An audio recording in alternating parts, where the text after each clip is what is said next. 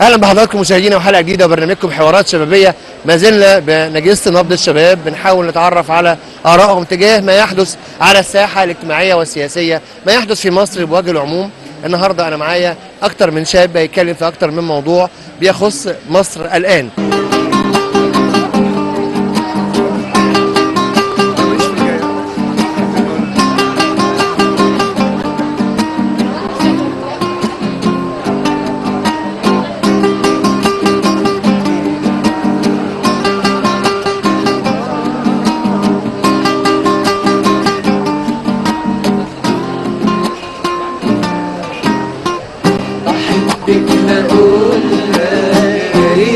لما كملها تعالي في حضني ونقولها احنا الاتنين.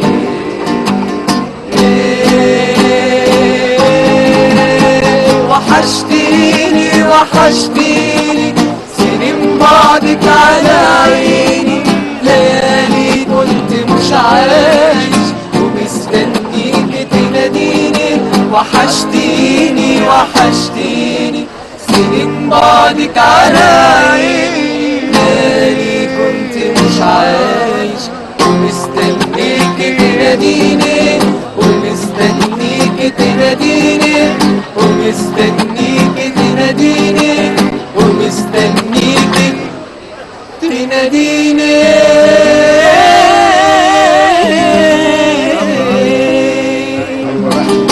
النهارده هتكلم مع محمد وارجنتو. ارجنتو ما اسموش ارجنتو، هو اسمه تاني غير ارجنتو، عبد العليم، وهو اسم الشهره في مجال السياحه في شرم الشيخ وبيعمل هناك.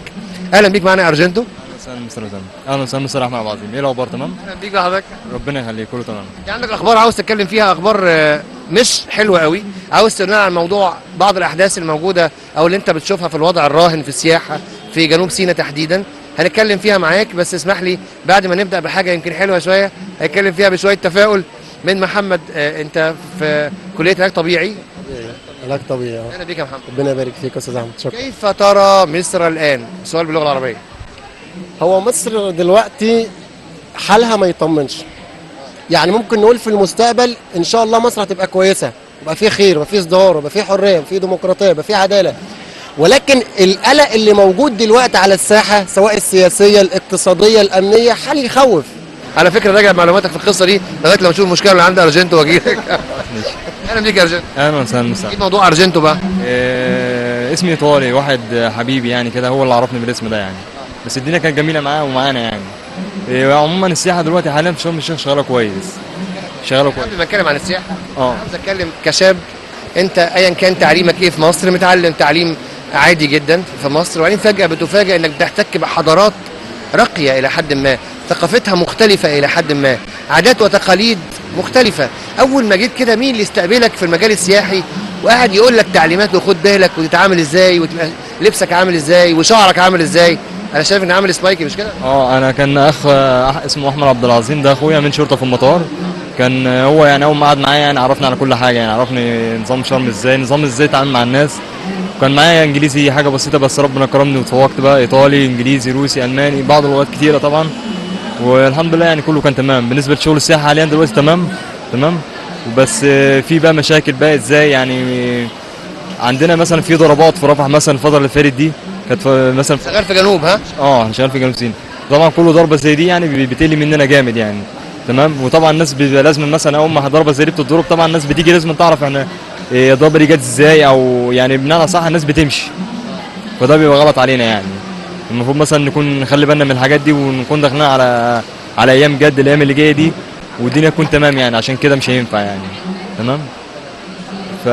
وبالنسبه بقى للشباب هناك، هو الشباب تمام وكله تمام وكله مسيطر يعني في شغله، والشيفات تمام والناس تمام والحياه جميله هناك، والضيوف تمام، مش اي حاجه، كل حاجه عندهم، الاكل والشرب والسكنات وكل حاجه فيهم عندهم تمام يعني. وانا مهما خدتني المدن وخدتني ناس المدن، دايما صورتك في قلبي دليلي في المدن. ده انا مهما خدتني المدن وخدتني ناس المدن، دايما صورتك في قلبي دليلي في المدن، دايما صورتك في قلبي دليلي في المدن. كبرت وكل ما اكبر يكبر حبك في قلبي، كبرت وكل ما اكبر يكبر حبك في قلبي، يكبر وانا ليا غير وطني وانتي وربي. وانا مهما خدتني المدن وخدتني ناس المدن، دايما صورتك في قلبي دليلي في المدن، دايما صورتك في قلبي دليلي في المدن. حسيتوا بقلة الرزق او بضيق الرزق لما السياحة وقفت شوية في شرم الشيخ وما كانتش بالمعدل المطلوب؟ حسيتوا بقيمة الراجل او السائح اللي بيجي ده شكله ايه؟ كان من بعد الصورة بحوالي 4 شهور. كان من بعد الصورة لو سألت أي واحد شغال في السياحة يعني السياحة كانت شغالة من 95، من أول 94 كده لحد 2010 كده، يعني قبل الصورة بحاجة بسيطة برضه كانت السياحة كانت شغالة تمام. من بعد الصورة كنت تديها 15 أو 20%، من بعد الصورة فترة كبيرة كمان مش فترة قليلة، لأن أنا شخصيا كنت ماشي في قلب بلدي اللي هي شرم الشيخ مثلا، كنت ببقى ماشي قلقان منها، لان يعتبر العرب برضو كانوا مسيطرين، والناس كانوا بيقولوا ان العرب تمام معانا وكل حاجه، بس مهما كان برضو تحس ان في قلق، وتحس ان في يعني مش هي دي برضو مصر الامان برضو كده، او شرم الشيخ اللي هي الامينه وكده. اكيد وجودكم جنب اي حد من السياح بيحميه في حد ذاته، يعني انت ممكن يكون في حد سايح حد بيضايقه ولا بيقول له كلمه ولا بيحاول يتحرش بيه او يسرقه وانت هتسكت؟ لا طبعا لا، انا بضطر ان انا اواجهه واقول له اللي انت بتعمله ده مش في حق بلدك، تمام، وبنوجهه على الصح بس مش اكتر، وبنحببه يعني، وبنحبب الضيف ان هو ده مش اكيد غلط، يعني انه وبعدين احنا مش كده خالص، بس يعني كان ليه حق، عندنا حق الحمايه. اكيد ايوه اكيد. محمد كمصريين بصراحه يعني بيحبونا كمصريين. الايطالي لما بيجي ينزل مصر لو حبيت تساله عن السياحه عموما او عن حياته يقول لك مصر يعتبر مصر وعلى العموم اللي شغالين في شرم الشيخ دي بلده الثانيه. يا محمد عشان محمد لسه ماليش هي القرارات اللي حصلت ومش عاجباه. بص اقول لحضرتك يا استاذ احمد، هو احنا ممكن ما نشغلش نفسنا بالحاجات اللي بتدور على الساحه دلوقتي، ولكن يكون عندنا اهتمام ببعض المواضيع زي التعليم، زي الاقتصاد، زي الوعي الديني، الوعي الثقافي. الحاجات دي كلها تفرق معانا في نهضه مصر. يعني مصر مش هتقوم بالرئيس بس او بالحكومه بس او بالمجلس العسكري بس، لا، مصر هتقوم بكل واحد بيقول انا مصري. ايدينا في ايدين بعض، هنبني مصري، نشتغل، اكيد مصر هتقوم، وان شاء الله الخير جاي ان شاء الله اكيد. يعني انا سعيد والله العظيم انه حتى هو بيتكلم في العموم وانت تكلمت شويه تفاصيل دقيقه فيما يخص وجهه نظرك في بعض الشؤون السياحيه الداخليه، وانت بتتكلم في العموم. انا عاوز اتكلم يا جماعه لما تتكلم في راي حاجه اعرف حيثيات الموضوع، يعني انت ما تنقضش الموضوع لوجه الله كده، ما هو يعني هو وجه الله طبعا كل حاجه بنعملها، لكن لازم تفهم حيثيات الموضوع ده عمل كده ليه؟ الراجل ده عمل كده ليه؟ او الحكومه دي عملت كده ليه؟ ونسال في مصدر موثوق منه محترم، مش ناس بتسعى للاثاره لوجه الله، عاوزينها تولع زي ما بيقولوا. انت فاهم قصدي؟ دي مشكله الاعلام. لا مش مشكله اعلام على فكره، لا معلش هقول لك حاجه، مش مشكله اعلام ابدا. انت بتدور على الاعلام الفاسد وتمشي وراه، لانه بيعجبك الفرقعه الاعلاميه والولعه والبتاع اللي بتحصل. يقول لك بس خلاص دول هيجيبوا لنا الايه؟ وفي الاخر بيطلع ان في اسماء معروفه بتقبض وارقامهم في القبض معروفه، وكلنا بنندهش الارقام دي بياخدوها ليه؟ وايه الملفات والاجندات اللي جايين بيها عشان يعملوا ايه؟ احنا سايبين الناس اللي بيتكلموا عادي وبندور على الاثاره. يعني بنسيب نشرات الاخبار والقنوات الرسميه اللي بتقول موضوعات معينه وبتفتح موضوعات في الحوار معين، قد تكون وجهه نظركم ممله، تفتخر للشطشطه زي ما بيقولوا، سؤال جاف بيترد عليه بحقيقه حتى في الحوار الاخر، ولكن لازم احنا نستشف بقى، احنا كبرنا بعد سنه ونص ثوره ولا سنتين الا كبرنا بقى، نضجنا سياسيا، نعرف من اين توكل الكتف. ولا انت مش معايا؟ حلوه الكتف دي وانت علاج طبيعي. جميله. تحياتي يا محمد، تحياتي يا ارجندو، انا سعيد جدا بيك واندمج اكتر في مجال السياحه. انت عارف الخبره اللي انت فيها دي اللي بياخدوها بالتعامل مع السياح دول كتيره جدا مفتقداها. انت فاهم قصدي؟ دي اعظم من اي شهاده كبرى ممكن تاخدها، لان في خريجين وماجستير ودكتوراه في مجالات السياحه متخصصين ولكن يفقدوا للروح دي او للخبره دي. تحياتي مره ثانيه يا جماعه. اسمحوا لي بقى ننتقل لفاصل ونعود نكمل لقاءنا مره ثانيه.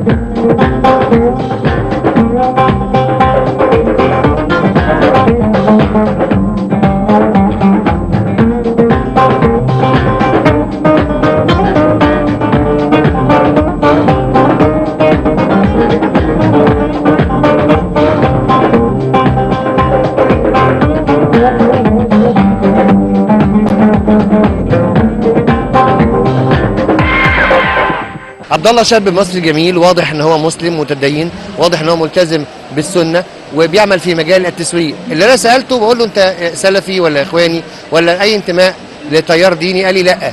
فقلت له معقوله؟ امال يعني انت مربي دقنك كده ولا انت منتمي للسلف ولا الاخوان؟ ازيك يا عبد الله؟ الحمد لله، اهلا وسهلا بحضرتك، الله يكرمك. هو طبعا دي حاجه مغلوطه اليومين دول، يعني ممكن اي واحد يكون مربي دقنه خلاص، وخاصه في الفتره ديت يا اما يكون اخواني يا اما يكون سلفي. لا، هو دي الدقن عموما دي سنه عن النبي عليه السلام، واحد مربيها هو مسلم، ومش لازم يكون ليه اي انتماءات حزبيه ولا اي انتماءات سياسيه، هي سنه. وهي اذا خرجناها اصلا ما بره يعني الدين الاسلامي، فحضرتك ممكن تلاقي ممكن علماء كتير غرب ومربيين دقنهم. فهي اصلا عموما الموضوع مش مرتبط اذا كنا بننظر له للنظره الدينيه او النظره السياسيه، فهو ملوش علاقه بالسياسه الدينيه اللي دخلت مصر مؤخرا. ده زمان كان بيسموا الشكل ده هيبز. هيبز؟ لا، ده هو اصلا ده مش معروف. طب واحنا ليه نسميها زمان؟ يعني احنا لو قلنا الشكل دوت او الدقن ديت احنا عاملينها، لو هي سنه بنقتدي بالنبي عليه السلام، يعني يبقى هي مالهاش بقى بالهيبز، يبقى احنا هنربطها بالسنه. وطبعا يعني المقصود بيها او المقصد بيها التقليد الظاهري، او ان الواحد يتبع سنه النبي عليه السلام ظاهريا، لكن طبعا في الاساس المفروض الواحد يكون بيتبع السنه وبيتبع الكلام دوت داخليا. انت كمسلم متدين وتلتزم بتعليم الدين الاسلامي، يعني نتمنى جميعا نكون ذلك يعني باذن الله. لما انت التيار الاسلامي وصل للحكم ولقيت رئيس الدوله رجل مسلم ملتحي، ولقيت رئيس الوزراء برضه ملتحي وان كان لا ينتمي لتيار ديني ولكنه ملتحي وراجل ملتزم دينيا، انت كراجل كشاب ملتزم دينيا حسيت بايه؟ هقول لحضرتك على حاجه. هو بدايه يعني موضوع الاتحاد ده فيه ممكن ناس كتيره وانا ممكن اكون منهم، ان هو مش مربي يعني خلاص ان هو التيار الاسلامي او ديني فانا مربي دقني. ممكن يكون واحد مكسل يحلق دقنه، فاهم قصدي ازاي؟ فدعنا ان احنا يعني لا نقيد الناس بالمظاهر السطحيه ديت، فاهم قصدي ازاي؟ يعني مثلا تقول لي الرئيس مثلا ملتحي، هو ممكن يكون ملتحي وممكن يكون كويس. نفس الكلام برضو رئيس الوزراء هو ملتحي وهو مسلم، فاهم قصدي ازاي؟ بس ما ننزلش للفظ ان هو ملتحي، ما هو ملتحي دي حاجه طبيعيه، فاهم قصدي ازاي؟ يعني هو كرجل ان هو كون ان هو ملتحي دي حاجه طبيعيه. لا، احنا نقول مثلا ايه، هل هو يعني نحكم بقى عليه او نقول ايه رايك فيه مثلا كرئيس، او ايه رايك في ادائه، او ايه رايك في قراراته اللي خدها، فاهم حضرتك قصدي ازاي؟ لكن كون ان هو ملتحي، انا ما احبش ان احنا نميز، لا ده مش ده ملتحي وده مش ملتحي، على اساس ان احنا نوصف كده او نعتمد بكده على وصف ديني انه ينتمي للتيار الديني. ما هو في ناس كتيره جدا مش منتميه للتيار الديني لكن هي مش ملتحيه، فاهم قصدي؟ وفي ناس في نفس الوقت، يعني انا واحد من ضمنهم، ممكن يكون مربي دقنه لكن مش منتمي للتيار الديني او المظهر لا يدل على شيء. اكيد دي البوينت. تمام. وانت شايف بقى الاداء شكله ايه دلوقتي حاليا؟ انت شايف الحاله العامه، الاتجاه العام للدوله لما يحدث من قرارات او ما لا يحدث من قرارات. تمام. انت شايف الحاله عامله ازاي؟ والله انا بدايه اقول لحضرتك على حاجه، يعني اولا انا من مجموعه من الشعب اللي هي ملهاش ارتباط سياسي قوي وثيق وان هي متابعه الاخبار او كده، بس اكيد طبعا بعد الثوره الموضوع ده اكيد يكون اتغير ايجابيا، بحيث ان الواحد يكون عارف ايه اللي بيجرى في البلد، يكون ايه اللي عارف الحكومه ايه ادائها، الرئيس ايه اداؤه. طبعا بعد اختيار الموفق وانا اعتبره كذلك للدكتور الرئيس محمد مرسي، وانا الصراحه يعني متفاجئ باعجاب كل يوم من قراراته من ايجابياته اللي بتحصل. واتمنى ان المعارضه الوهميه، لان انا طبعا المعارضه دي شيء ايجابي تمام، بس المعارضه الوهميه يا اما تساعد الراجل يا اما تسكت يا اما تكون معارضه ايجابيه. ازاي؟ يعني انا دلوقتي لو الرئيس محمد مرسي في قرارات او في خطوات ما كانتش ايجابيه او كانت سلبيه على الصعيد وهم شايفينها كده يعرضوه، لكن انا كل اللي شايفه على الساحه ان الفئه المعينه ديت يعني بين قوسين المعارضه الايجابيه اللي في معظم الشعب او في ناس من الشعب بتثق ان هي كذلك، رغم ان كل يوم بتسكت الاقنعه بتاعتها، تسيب الراجل يكمل او تساعده. انا الصراحه شايف ان من ساعه الدكتور محمد مرسي ما مسك الحكم وفي تعديلات وفي تحديات وفي ايجابيات بتصدر منه ومن حكومته، بس طبعا النتائج بتحتاج وقت. اكيد كلنا عارفين مصر زي الرئيس تسلمها، وقدر التحديات في المشاكل والمشاكل الاقتصاديه والمشاكل السياسيه، الفساد اللي موجود، هتاخد وقت معين عقبال لما النتائج بتاعه الايجابيات دي تظهر فلازم كلنا ننتظر ولازم كلنا ندعمه والله. وهتيجي فتره معينه كلنا نقول دي فتره معقوله، مش بقى عدى 100 يوم تعال نشوف عمل ايه وتعال نشوف عمل ايه، فتره معقوله نحس بايجابيات او بسلبيات الفتره ديت ونحكم ونشوف الرئيس. كان واضح وصريح جدا وبمنتهى الامانه، طلع وقال في خطابه انا عارف انجازات ال 100 يوم كام في الميه النسبه اللي اتحققت بمنتهى الامانه، واعتقد ان احنا حاسين بده كلنا. والله يا فندم، وان كنت يعني طبعا انا ما تابعتش الخطاب كله لاني كنت خارج، بس طبعا انا ما كنتش يعني لا انا ولا حضرتك ولا حد كان يتخيل ان ممكن رئيس مصر يطلع ويكون بهذا الحب والصدق دوت ان هو يخاطب بيه جماهيره. تلقائيه شديده جدا جدا في التعبير بدون ارقام، مع اني برضو ممكن اختلف في الارقام، يعني مثلا اقول ايه ده الرقم ده انا مش حاسس بيه، بس انا فعلا لما فكرت انا عايش في قد ايه، في جزء في كام كيلو، ما هو ممكن التاثير ده يكون حصل يعني في بلاد تانية، وفي ناس فعلا قالت لا في تاثيرات ايجابيه حصلت سواء في النظافه سواء في المرور سواء في الامن.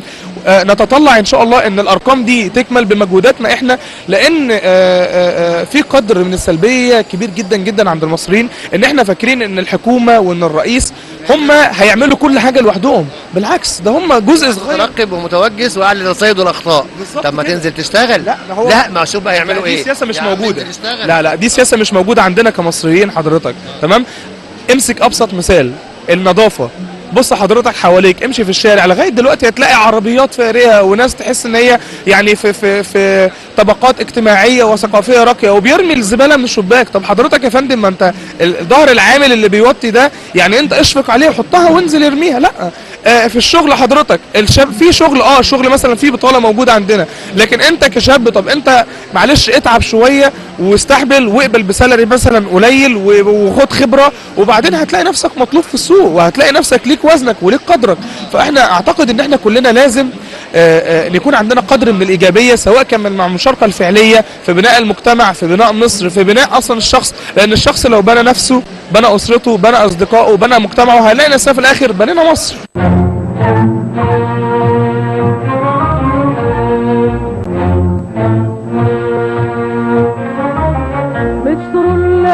في خاطري وفي فمي أحبها من كل روح ودمي، مصر التي في خاطري وفي فمي أحبها من كل روح ودمي.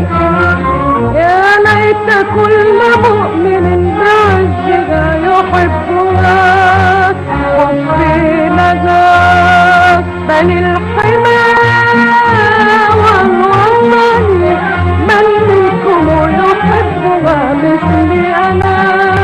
مثلي أنا نحبها من روحنا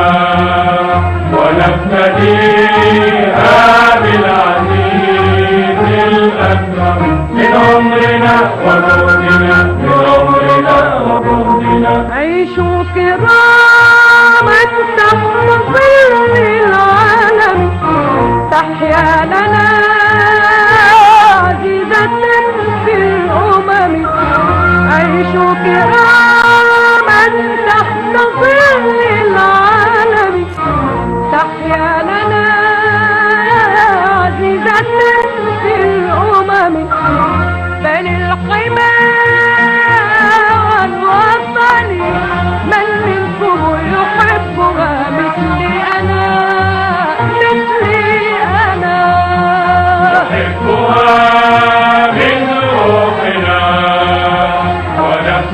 ونفتديها بالعزيز الأكرم من صبرنا وعزمنا من صبرنا وعزمنا. بفكرك ده بجد يا عبد الله، واعتقد ان انت نموذج محترم من الشباب اللي هو يعني مش سلبي، يعني الشباب فعلا بيبني بلده وحتى يعني فليقل خيرا او ليصمت. ده فعلا تمام اكيد، واعتقد ان انت بتقول خيرا فعلا. وده طبعا ما يمنعش زي ما قلت لحضرتك ان احنا نبص للامر بايجابيه. يعني احنا دلوقتي الرئيس ده موظف في البلد. على موضوع الرئيس انا بتكلم على وجهه النظر العامه. انا بتكلم على الاداء العام، يعني على الرؤيه العامه للوضع في مصر. والله يا فندم انا شايف الوضع ايجابي، انا بس كل اللي انا شايفه ان احنا نحط ايدينا في ايدين بعض، نشتغل مع الرئيس ان احنا قبل ما نوقف الايجابيات لا ندعم الايجابيات ونوقف السلبيات، نشوف الرئيس اذا كان وكل حد حتى حوالينا، مش الرئيس بس، كل مسؤول حوالينا اذا كان بيقدم شيء من الايجابيه نساعده، اذا كان بيكون يعني بيخطئ في شيء نقف قدامه نقومه نوجهه. ودي تقريبا يعني ان شاء الله باذن الله لو كلنا فكرنا بالمنطق ده ان شاء الله باذن الله في خلال فتره قريبه هنلاقي ان شاء الله مصر بقت افضل في كل شيء ان شاء الله. تحياتي يا عبد الله وربنا يوفقك باذن الله، وانا سعيد بيك واستمر. ربنا يكرمك يا فندم ويرسي لحضرتك.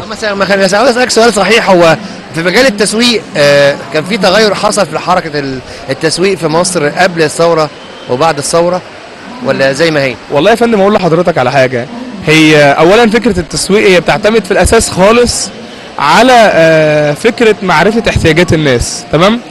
فهو مثلا هتلاقي في حاجات معينه تاثر فيها التسويق بشكل عام وفي حاجات تاثر فيها بشكل خاص. يعني ما هنقول مثلا التسويق للاكل والشرب، هل حضرتك فاكر ان مثلا الاكل والشرب ممكن يتوقف في يوم من الايام؟ لا طبعا. لكن قلنا مثلا في تسويق للسياحه، بعد الثوره طبعا التسويق للسياحه تاثر، تمام؟ ففكره التسويق كفكره هي مش هتتاثر كفكره عامه، هي الفكره موجوده وهتفضل شغاله، لكن هي بتتاثر طبعا من خدمه لخدمه وحسب الظروف المحيطه. وانت شغال في انهي نوعيه؟ انا يا فندم شغال في التسويق ترجمي، يعني انا لسه والله بدايه ابتديت اشتغلت في التسويق بتاع الترجمه، لشركه معينه مشهوره، هي بتقوم بالتسويق يعني بتقوم بتنفيذ تسويق اعلى مجالات التسويق في الترجمه، او معنى الترجمه ذات نفسها، قصدي ان هي بتتعامل مع الشركات الكبرى في الترجمه ديت. فالشركات دي بتعتمد ان هي بتنتج كل سنه، مش هتقف، يعني هي مش هتتاثر بظروف اقليميه في بلد معينه. الاحوال بتنتج الاحوال بتنتج، والشركه في كلتا الاحوال بتنتج. بس طبعا اكيد بعد الثوره كان الحجم الاستثمار بالنسبه للشركات دي جوه مصر بيقل نظرا للتخوف اللي موجود على الساحه من التسويق او من الاستثمار عامه في البلاد اللي هي فيها.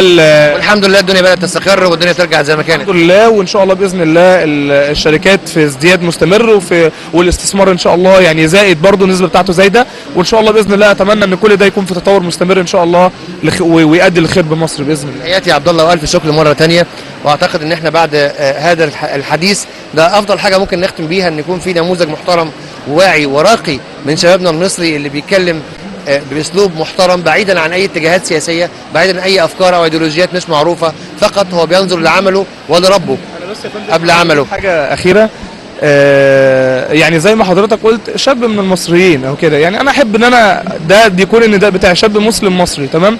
اتمنى ان احنا كلنا بغض النظر عن اختلافاتنا السياسيه، بغض النظر عن الايديولوجيات بتاعتنا، بغض النظر عن وجهه نظرنا، كلنا نتكاتف ان احنا نبني مصر، بغض النظر عن ابناء الرئيس او احنا اسفين يا ريس او مش احنا اسفين يا ريس او البردعويه، اراء واتجاهات. نتمنى ان احنا كلنا نتكاتف لبناء مصر، لان ما حدش هيبني مصر الا احنا بس. مدد مدد مدد مدد، شدي حيلك يا مدد مدد مدد مدد، شدي حيلك يا إن كان بأرضك مات شهيد بألف غيره بيتوال، مدد مدد مدد